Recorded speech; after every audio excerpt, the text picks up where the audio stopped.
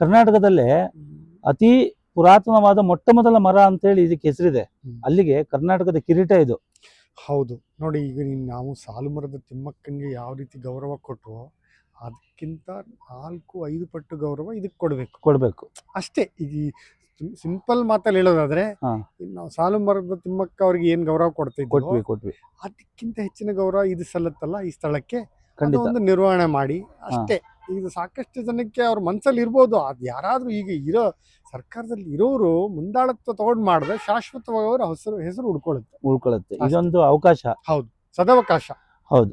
ಹಾಗೆ ನಮ್ಮ DK ಶಿವಕುಮಾರ್ ಅವರು ನಮ್ಮ ಬೆಂಗಳೂರನ್ನ ಗ್ರೇಟರ್ ಬೆಂಗಳೂರು ಮಾಡ್ತೀವಿ ಅಂತಾರೆ. ದಯವಿಟ್ಟು ಈ ಮರನ ಒಂದ್ಸರಿ ಅವ್ರನ್ನ ತಿರುಗಿ ನೋಡ್ಬಿಟ್ಟು ಈ ಮರದ ಒಂದು ಸುತ್ತಮುತ್ತಲಿರೋ ಪರಿಸ್ಥಿತಿಯನ್ನೆಲ್ಲ ಸರಿ ಮಾಡಿಸಿ ಈ ಮರನೂ ಇನ್ನೊಂದ್ ಸ್ವಲ್ಪ ಗ್ರೇಟ್ ಮಾಡ್ಬೇಕು ಅಂತ ನಾವು ಅವ್ರ ಹತ್ರ ಕೇಳ್ಕೊತೀವಿ. ನೀವೇನ್ ಹೇಳ್ತೀರಾ ಸರ್? ಇಲ್ಲ, ಇದಕ್ಕೆ ನನ್ನ ಸಹಮತ ಇದೆ. ಅವರಾಗ್ಲಿ DK ಸುರೇಶ್ ಆಗ್ಲಿ ಸಾಕಷ್ಟು ಅನುಭವ ಹೊಂದಿರೋರು, ಮತ್ತೆ ಕ್ಷೇತ್ರದ ಬಗ್ಗೆ ಜನದ ಬಗ್ಗೆ ಎಲ್ಲ ಗೊತ್ತಿರೋದ್ರಿಂದ ಅವರೊಮ್ಮೆ ಇಲ್ಲಿ ಬಂದು ಯಾರು ಸಂಬಂಧಪಟ್ಟ ಅಧಿಕಾರಿಗಳು ಅದನ್ನ ಹೋಗಿ ಬನ್ನಿರಿ, ಒಂದು ಪರಿವೀಕ್ಷಣೆ ಮಾಡಿ ಅದಕ್ಕೇನು ವೆಚ್ಚ ಆಗುತ್ತೆ, ಇದನ್ನು ಹೇಗೆ ಸಂರಕ್ಷಣೆ ಮಾಡ್ಬೋದು ಅಂತ ಹೇಳಿ ಕಳಿಸಿದ್ರೆ 1 ತಿಂಗಳಲ್ಲಿ ಅದೆಲ್ಲ ವರದಿ ಸಿಕ್ಕಿ ಮನಸ್ಸು ಮಾಡಿದ್ರೆ ಅವರು ನಾವು ಯುಗಾದಿ ಅಷ್ಟರಲ್ಲಿ ಇದರದ್ದು ಒಂದು ಪರಿಸ್ಥಿತಿನೇ ಖಂಡಿತ ದೊಡ್ಡ ವಿಷಯ. ಯುಗಾದಿಗೆ ಒಂದು ಹೊಸ ಸ್ವರೂಪ ಕೊಟ್ಟು ಆ ಕೀರ್ತಿ ಅವ್ರಿಗೆ ಸಲ್ಲತ್ತೆ. ಖಂಡಿತ ಅವಕಾಶ ಅದೊಂದು. ಹೌದು.